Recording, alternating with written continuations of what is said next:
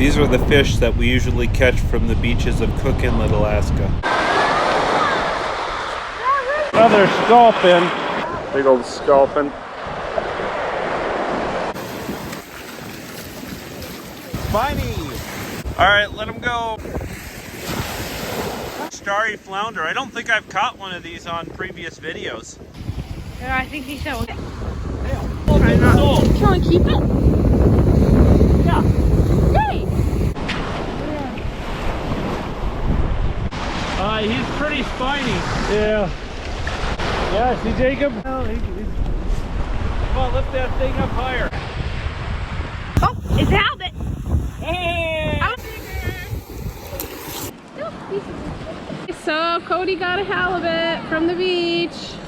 Not bad for a day on the beach. That's a lot of halibut fillets.